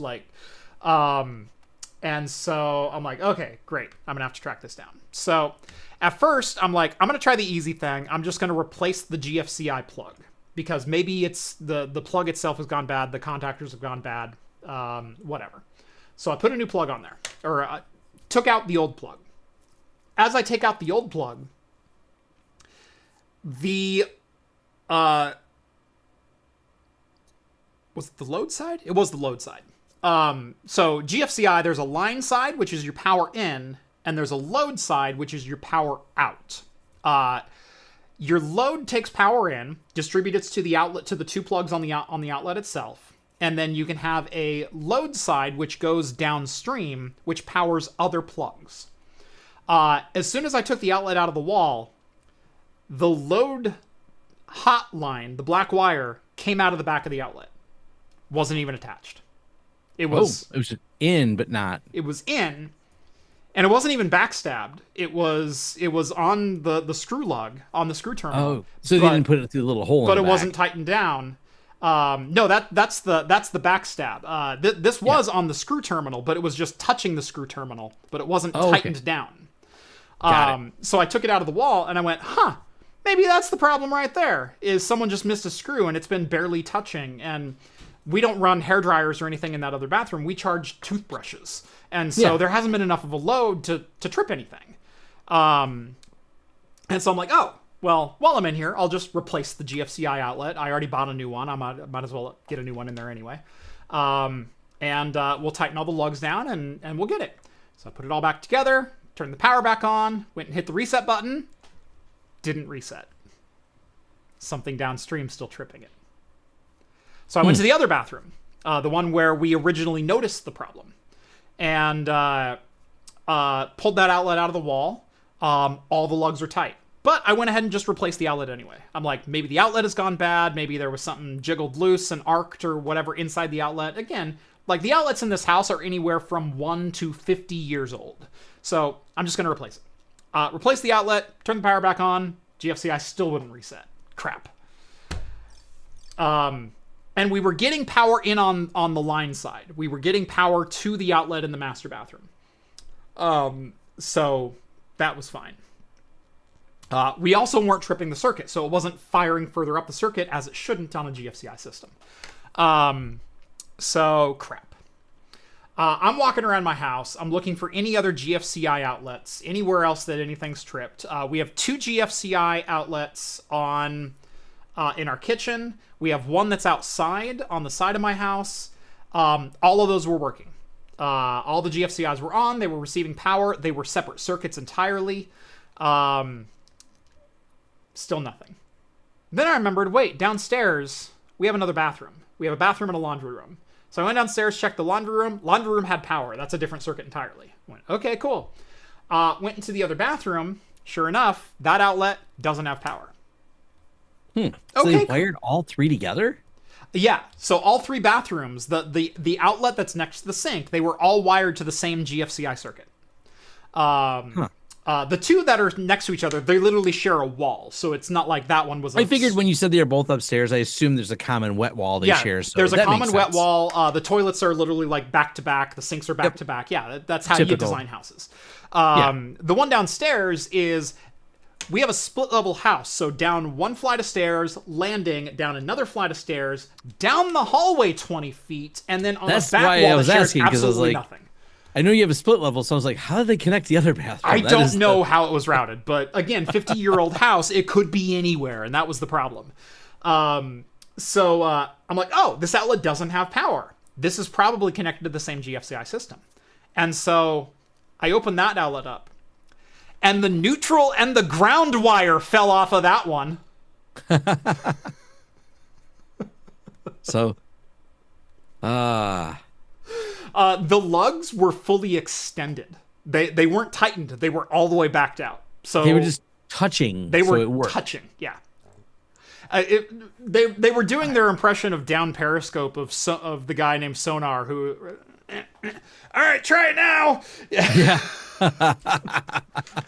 Yeah. So. Oh, wow. Got that all fixed. Now, the reason that probably wasn't discovered in inspection is during inspection, you walk around with a GFCI tester. And I did the same thing before we even closed on the house. Is I also came back in the house with a GFCI tester, plugged into all the GFCI outlets, created an artificial shunt to ground, and all the GFCIs worked. And I went around the house and either tested the outlets for continuity and proper wiring. I have a wire tester as well as a GFCI tester. Tested all the GFCI. All the GFCI worked. It was working by... Okay, go. That was 2 of the outlets in that circuit. So now I'm going to go around the house and recheck every outlet. Now, I've replaced most of the outlets upstairs. We installed child safety outlets and built-in night lights. And so when it gets dark in the house, like the hallways have light and it's built into the outlet. It's kind of cool. It's a little LED that sits in between the duplex. And I love those. They're great. They illuminate the floor, but nothing else. Yeah. So it doesn't blind you, but you can still walk through the house at night. So those have been mostly replaced, but the downstairs has not been touched at all. And so now I get to tear out every outlet downstairs and check everything for continuity and make sure nothing's funky. Well, not on fire, but one of those problems you have where you're not sure if you should call a plumber or an electrician. So my daughter is more of a texting kind of person. Mm-hmm. She's in her 20s and she bought her house, I don't know, 4 or 5 years ago now. Uh-huh. Anyways, she generally is really good, her and her fiance, about doing things themselves or whatever. And she normally texts me, but early in the morning I get a phone call from her. And I'm like, I answer it right away as I'm like, she doesn't call, she just texts. So pick up the phone. I'm like, what's broke? And so she's like, there's water coming out of the fuse box. I was like, that seems bad. Or breaker box. And so I drove over to her house. Weird way. At first I assumed, because we had some really heavy rains, that it's in her basement and that somehow it was leaking down the basement wall. Yeah, and finding a way through the foundation and yeah. Yeah. Nope. It turned out to be a different problem. It was coming through the main outside, and it was dripping down through the energy company box, the meter, into the main, and that's where it was all coming out of. Oh God. It was just like, yeah. Oh. So I cut the mains in order to open the box. All I seen was water coming out of the box, and it tripped 2 of her breakers, and which is in her kitchen. But her fiance was there, and it's funny, as he's staring, he's like, "Are you gonna open it?" I was like, "Yeah, but grab the mop." He goes, "What's the mop for?" I said, "You can punch me with it. Don't grab me, punch me with it. If I touch this panel, if I touch this and I lock up, said, you take that wooden handle and you leverage me against the wall." Yeah. So he's like, "I'm ready to hit you with a mop," and he got in position, and I opened it up. No, I did not get electrocuted, but it was. But that's funny. But it was weird because before I could see it coming out of the box, but once you open it, you know how that main comes in at the top and splits to the mains. Yeah, that's where it was coming right out of the middle of it. Oh wow! And I was just like, well, that's an odd place to see a drip coming down. Yeah. And so I went outside, and there was a crack in it, so we jammed some silicone on it, and like, I don't know, we'll call the DT Energy's our place, and we'll call DTE and tell them I'm not opening up that. I can't. They got a little lock on the meter, and I'm like, I'm not messing with that. But I can at least stuff silicone in it so it doesn't drip anymore. It hasn't dripped since, and I don't know if they call DT or not. We had this was last fall. It wasn't freezing or anything, but we had a random wet spot in our yard that formed, and our water meter had cracked, and luckily that was on the city side of things, but they still had to dig down 3 feet and and whatnot. So got that fixed. That was enjoyable. A lot of people know my basement actually flooded back in 2019. No, sorry. No. 2021. Yeah. So there's some underground water that runs under my house, and we literally right behind this wall right here. So I'm in a daylight basement. We are 5 feet below grade. So this wall right here is literally an 8.5 foot concrete wall. This is the back foundation of my house. Behind here, there's a crawl space that used to only be about this tall, that the previous owner dug 6 feet below grade, and installed sump pumps in that are even deeper than that. The sump pumps are like 3 feet below grade of that. And there are sump pumps constantly running. There's one on this side, literally right behind this wall, and then there's another one on the opposite side of the house that keep me from being flooded at all times of the year. Yeah. It's so much fun. I hate dealing with stuff like that. Yep. Let's go back to technology, the things we like dealing with. Except for it costs too much, we're angry and shaking our fists at it. Right. Jay sends over a $20 super chat. Thank you very much, Jay. Much appreciated again. Vast AI lets you rent any number of GPUs you can think of, which is how I learned that 4 5060 Ti's, while it sounds cursed AF, gets you 64 gigs of VRAM and possibly a perfect platform for Qwen 3.6 27B. Which is maybe the best model right now. Yeah, best general purpose model. Absolutely, either Qwen or DeepSeek. Like if you're looking for a lightweight mid-range model, those have been what keeps popping up on when I ask people. Yeah, and who was I recommending the dual 5060 Ti? Oh, Daryl. Yeah, whatever Daryl was wanting to run.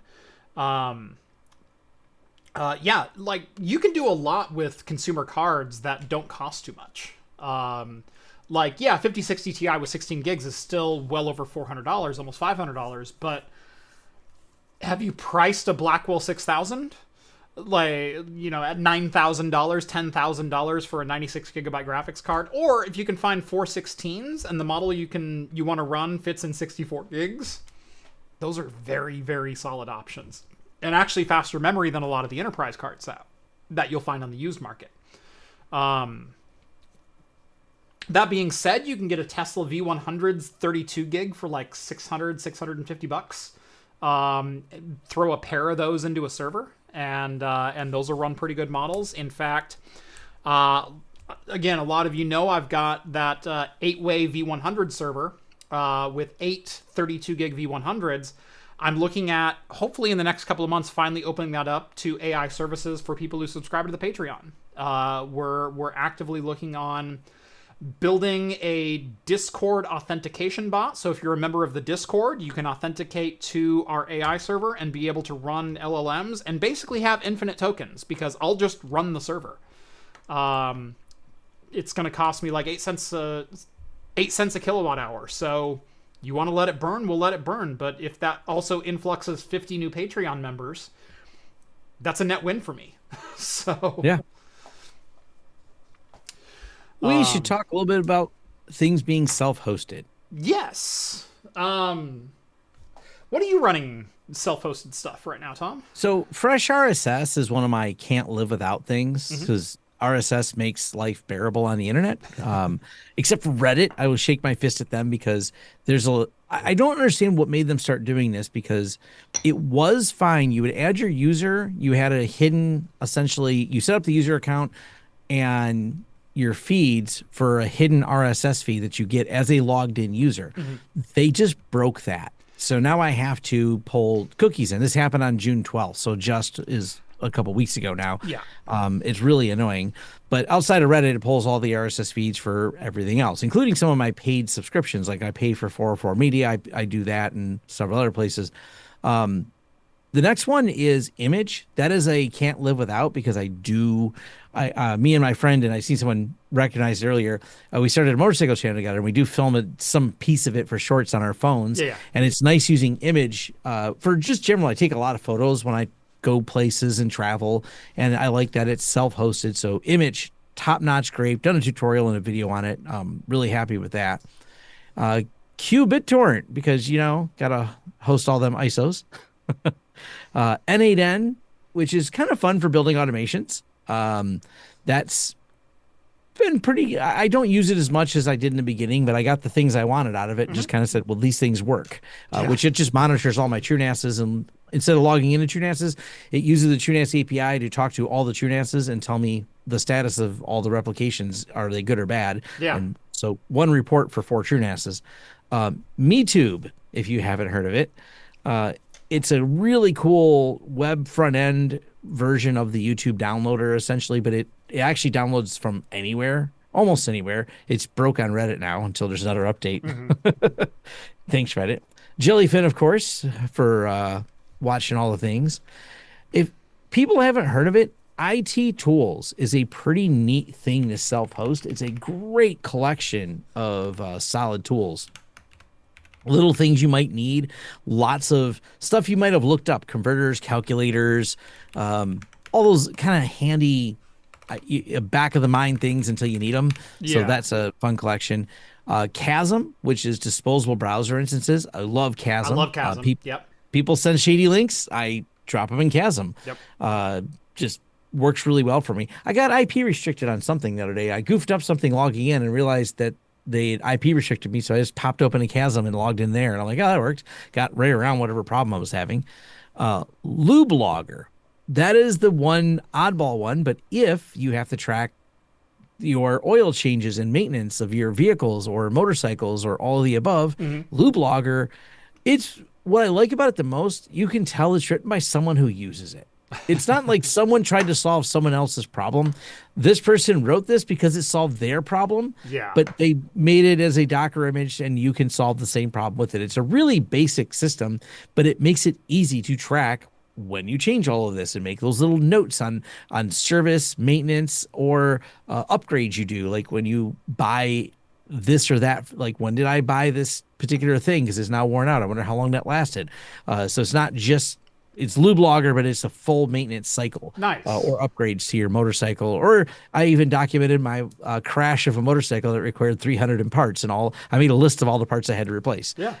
Now, and it creates these really cool PDF service reports. So if you ever go to sell the vehicle, you can hand someone your own version of a Carfax history of it. Here's all the maintenance records and all the notes and everything. It's like a summary. It makes it so you can print it because obviously it's hard to hand someone or share access to the Lube Logger. But here's a printout. Here's the vehicle. Have a great day. Here's what it looks like for history. And of course, Home Assistant. Can't live without Home Assistant. Yeah. That's been long time favorite of mine. It automates everything in my studio and things around the house and everything else. So those are probably the primary things I'm running. I do have Open Web UI and some self-hosted models. I don't use those as much right now because its tokens are subsidized and cheap. So I'm still burning Claude tokens when I wanted to do things. Yeah.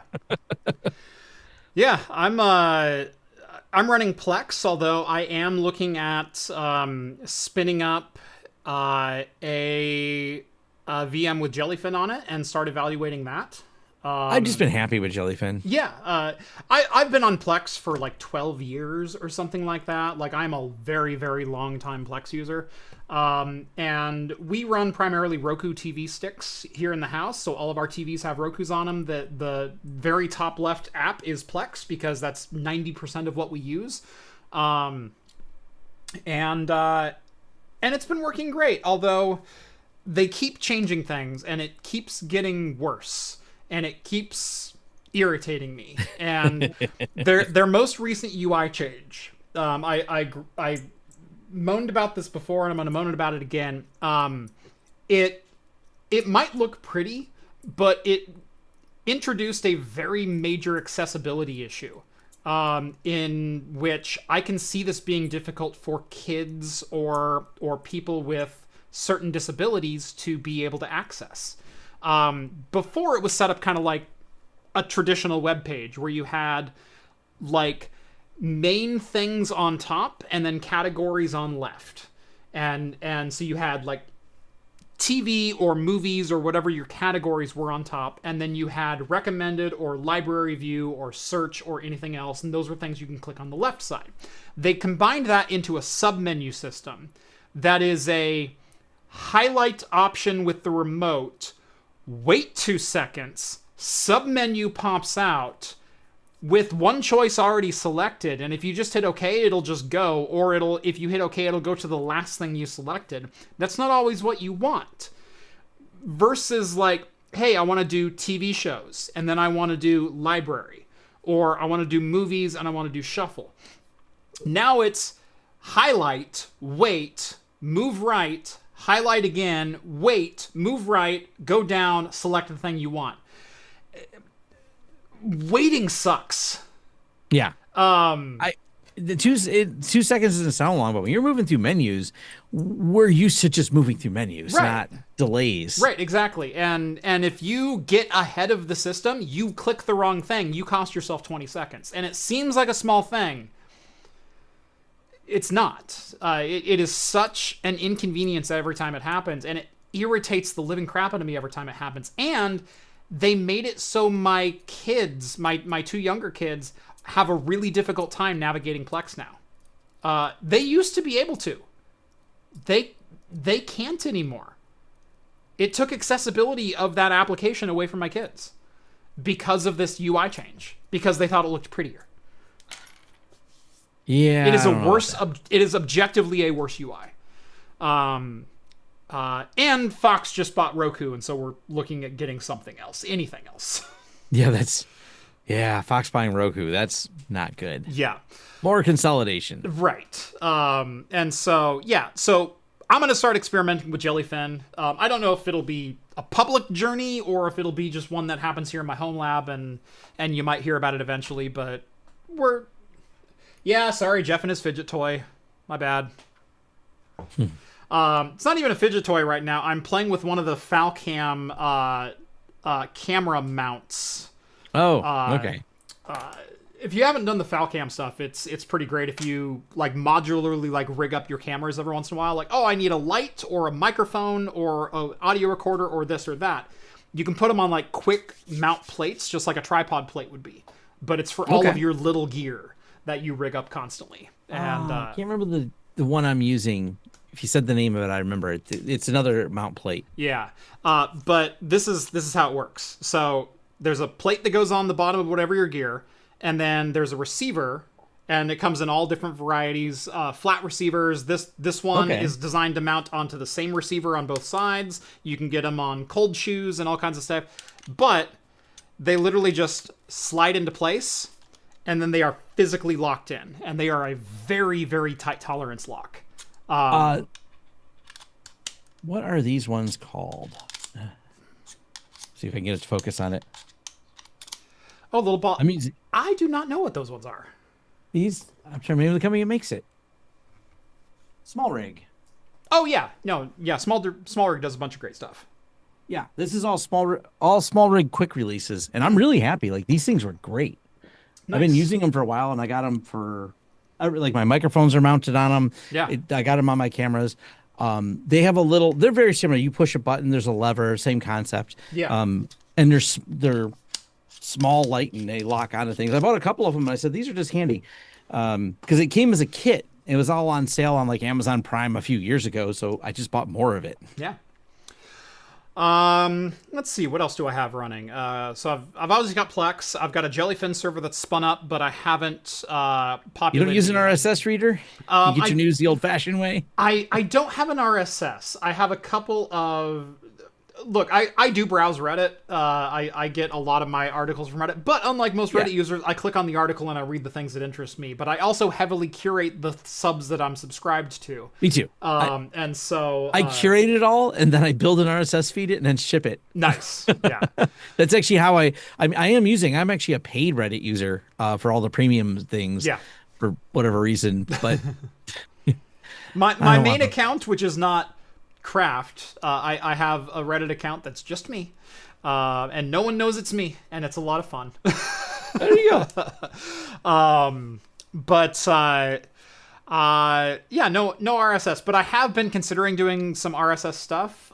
In fact, based on some of the things I talked about in my last video, I'm looking at, man, should I develop an RSS feed or some kind of feed that can get people not to go to the homepage of YouTube, but just get the videos from the subscriptions they want delivered straight to them. Like, could we simplify that process?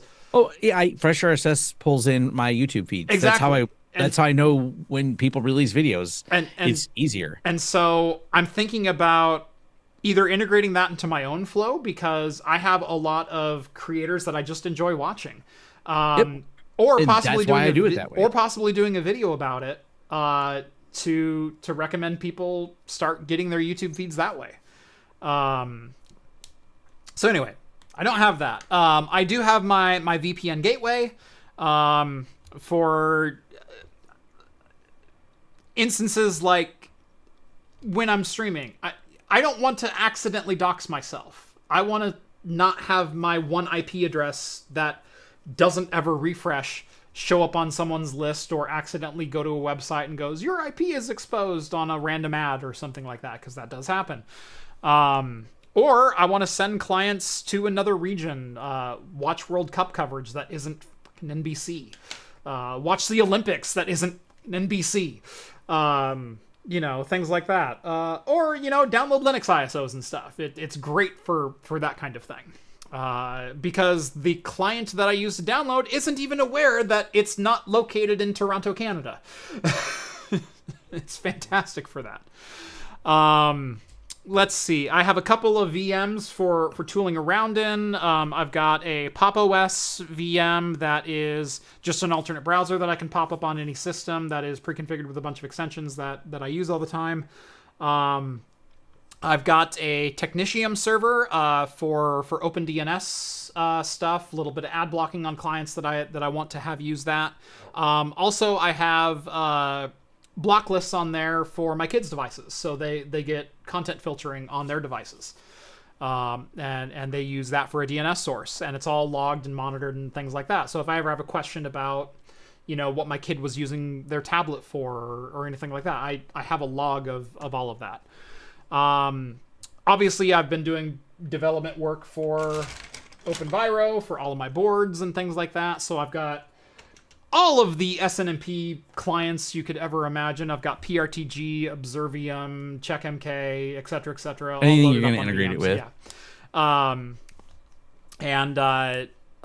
It's on my list in the next couple of weeks to fully document how do you get SNMP, the SNMP thing that we are using, the OID, working in all of these different SNMP monitors and start making that publicly available. Let's see. I have a twin gate connector running on one of my servers, and that is simply to act as a wire guard / tail scale based VPN. It's an overlay that network. I can Twin gate works, virtual VPN. It's fantastic. Yeah, twin gate uses TLS. TLS, yeah, exactly. Yep. The Netbird and Tailscale use WireGuard. That's right. I've done videos on all of them. That's the only reason I know. Yeah. I should have known. I should have known that because I literally just did a brief sponsor piece for Twingate. Okay. They're very popular. Yeah, but I've been using them for 6 months prior to the sponsorship as well. It's why I took the sponsorship. I actually legitimately use this. It's a good tool. And I have servers that are co-located elsewhere. I have my V100 box that's up at Yocto's Humble Homelab, and that's how I keep my networks connected and how I can access that server natively. That's so handy. It is so good. I have the clients installed here on my desk, here on my studio, and also on my laptop. So my laptop, wherever I'm at, I can dial home and I can dial to that server as well. And it just works. I've got, what else do I have here? That's most of the core taken care of. I do want to get, hopefully, like I said, by the end of summer, I'm putting up walls and new electrical stuff and a building that I can exist in as a studio space. And when I do that, I want to dive full into Home Assistant and start dialing it out in the studio space and beta test lighting integrations and things like that and whatnot that I want to do over there. Oh, Blue Iris. I'm also doing Blue Iris for all my cameras around the house. Yeah. Yeah, I really like all the Unify stuff for the cameras. Mm-hmm. Nothing against Blue Iris, but I'm definitely I know we have a couple other people. Is it American Cogsworth? Cogsworth has Blue Iris, yeah. Yeah, he's got Blue Iris as well. It's the challenge of, if you have other cameras, Unify saying they support it is cool. They support third-party cameras, but do they really support it? It just supports, functional, not good. It's one of those, sure, you can get a display out of these, but not much else. That's exactly right. Some of my cameras around the house are Wise cameras. I have a bunch of the Wise V3s because they were super inexpensive. They were $35 on Amazon. But they're designed to only go to Wise's servers, and then you fill out a subscription, $4 a camera per month or whatever else, and then they work as an NVR for you. Well, the V3 cameras have an RSTP version firmware that you can download. That's official. So you can run your Wise V3 with just an RSTP stream. And so that's what I do. They are on an isolated network. Those cameras have no internet access, but they have RSTP to send to my NVR. And so I got really inexpensive Wi-Fi cameras that I can place in non-critical areas. I also have PoE cameras, so the people with the Wi-Fi jammers that come around can't jam the cameras. Oh, also the Wise cameras have micro SD cards in them, so they're constantly recording anyway. So even if they jam the camera, I can look at the recording later. It's a great on-grid, off-grid, redundancy method that I really, really like. But I'm also not going to do a video on my home surveillance system because I don't want to be targeted for here's how we bypass Jeff's home surveillance system. You'll never see any information publicly on what I run at home. Where are the cameras at? Where are they placed? What's he looking at? Hidden. They're somewhere. Yep. The cameras you see from outside are the ones I want you to see. Let's put it that way. I only tell you about the ones I want you to know about. Mm-hmm. Oh, man. Okay, so go Unify. Just went to Unify. I got Wise, Unify G3. Unify's better than Blue Iris at this point. Yeah. Yep. It comes down to how much do you need? Yeah. So better. I mean, lots of things are better, but do you need those features? If what you have is adequate, spend the money on the next thing that you want to spend the money on versus I have probably went a little overboard with my camera system, but I wanted to. I don't know that, knock on wood, I haven't had any real need for any of this. Wait, Tom, are you saying you have individual needs and wants and a sliding scale of acceptability for your particular use case? I know, it's weird. I'm boringly rational. Well, identified as boring earlier. I talked about all the books I can't believe you don't have 70 Unify pan tilt zoom, gimbal cameras around your house. But I do have one, and it's my squirrel camera because it does have 32x zoom on it, and it watches squirrels. So I do have one that was definitely. It became a real want, and I needed to have that. Yeah. So, and the wife says that's gonna hang off the house. I'm like, yes, and she's like. Front yard or back? I'm like, back. She goes, yeah, that's a little too big for the front. Because I was like, people, I've hung it under an overhang so it's less obvious. It's on the corner of the house. You don't look that direction because was where it is. Yep. But man, when people have come by, I love when they point at it because they watch it because it does the follow and they look at it. And I see the guy and he points and he nudges the other guy with him. They were in my backyard. And then he goes. Yeah, and he goes, it's watching us. That's funny. Yeah. So it was some people we had quoting some tree cutting and they're just like the things.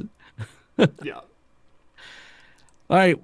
I think we're gonna wind it down because I'm out of beer and some of the beer wants to leave me. Yeah. Let's see. We do have a couple more super chats that I didn't get to. Those. I think both of them by they're all by Cosworth. So Cosworth sends over $5. Thank you again.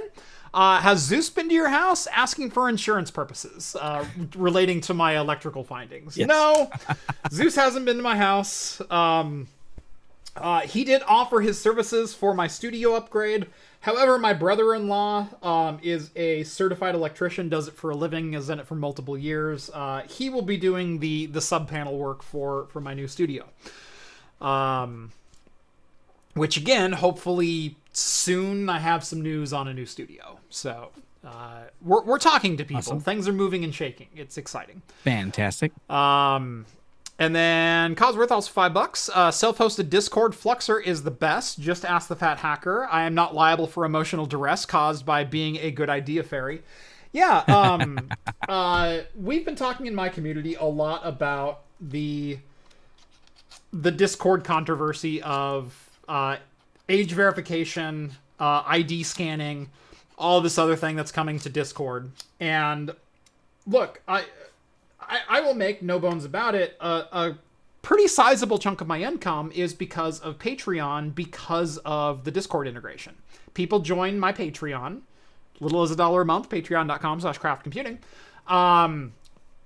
to get access to the Discord, where you can talk with me, you can talk to Tom, you can talk to Vince, you can talk to Zeus, you can talk to Rhett, you can talk to all the hosts that I have on Talking Heads. Chips and Cheese is on there, Ian Cuttress is on there. There's a lot of people on my server. Mostly me, though. But if you ping any of us, we'll all show up. You want to talk to us about something? Ask us a question? Yeah, sure. I can be summoned as well. Yeah, exactly. Beetlejuice, Tom shows up. Like, it's really cool. At Lawrence Systems. But I'm on my Discord literally every day. It's literally always on an open window on my desktop while I'm working. And you want to ask me a question? You want to get into a conversation? Let's have it out. You know, you want to ask me advice on your Homelab? Let's talk it out. Let's go through things. Let's shoot the crap about what I'm having for lunch or what beer I'm drinking. Like, Discord's a big part of my monetization strategy. Discord pushing all the negative things about current internet policies and government overreach and surveillance overreach, I don't like. And Discord's among them. Reddit is doing the same things. Everywhere's doing it. It's a big mess. Yep, exactly. But it doesn't mean I need to be part of it. And so I am actively investigating potentially moving off Discord, but that would also mean an intermediary where Discord is still a thing, because... And it bridges. So right now, Cosworth and the Fat Hacker, both of which are watching, thank you, gentlemen, as well as multiple other members of my server, are testing out a Discord to Fluxor bridge. And so Fluxor is a full open source, host it yourself, or no, it's not open source, but it is self-hostable. Discord-like environment. And in fact, the UI is remarkably similar. The experience is remarkably similar. They are right now testing out a bridge where the Craft Computing Discord server can exist, and if you have a membership to the Craft server, you can post to it. But if you want to join the Fluxor server, we're looking at adding an integration, because Fluxor is also API compatible with Discord. And so we could integrate the Patreon membership benefit of being able to join the server, so you get a Fluxor account as well. We could have it dependent on your Patreon membership, and regardless of which server you join, you'll be able to talk in the same chat room and be able to voice chat in the same voice chat. So things are working, things are moving. I don't know when we're going to make the switch or when we're going to turn Fluxor on, but I'm hoping we'll be able to turn Fluxor on at some point for those who don't want to be part of Discord's ecosystem anymore. Because more than anything else, if I'm going to be an influencer and a privacy advocate and whatnot else, I should be practicing what I preach. And so I don't think Discord is in my long-term plans anymore, but that is not a smooth transition for 1,000+ users who are on my Discord server. So, right.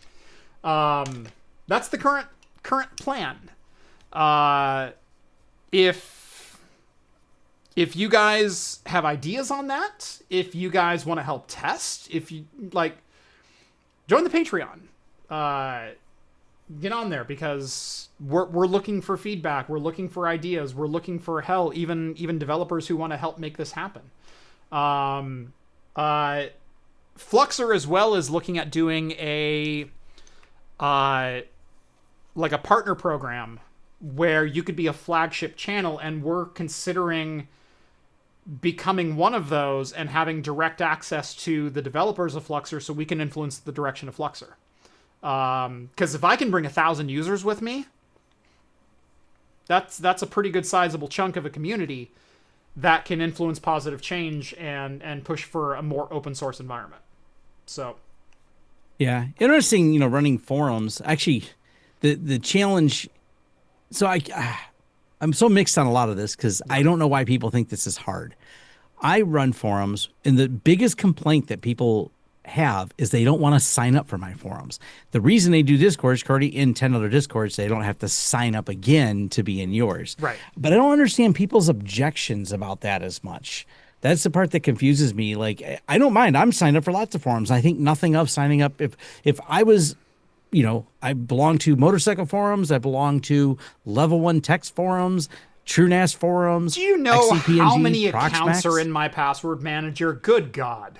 It's so easy to do. I don't know why people are so objecting to it. It kind of is. I have one for my insurance, one for my doctor, one for my dentist, and that's all for the same service that I receive. Like, yeah.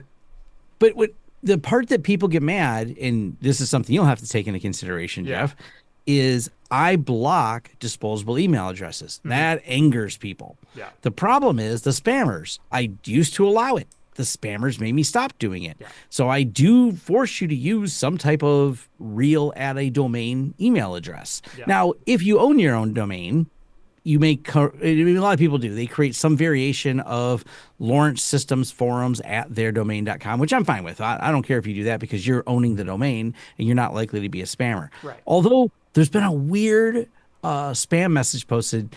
I got one today. The person signed up in December. Lots of people sign up and don't post. That's common. They sign up. I approved them. They used a Gmail address. They used a name that looked pretty real. They signed up on December 3rd of 2025. They posted today. The first time. It was a spam post. I've got these rando accounts that have been sitting dormant for 6 months or longer and randomly posting. So it's not 100% full. That's what a lot of spam people are doing now because account age, cough, cough, Reddit, is one of the thresholds for being able to post in a lot of different communities. They're so terrible. I don't understand the whole end game, but they've been ads for or suggestions to use like mass market mailing service. Like, really? That's what you got? Like, you waited 6 months to suggest some generic bulk email tool? Yeah. It's weird. It's not anything even AI related. It's just like, hey, anyone looking for a good, it's usually posted in our business. Hey, I've been really trying to find a good bulk email service. I want to send a bunch of people email for this business reason. I heard about this one. Does anyone know if it's any good? That's like the post. That's it. And it's a one link that lands on a page of some rando company that does do bulk email. Yeah, sign up for notmailchimp.com or whatever. Yeah.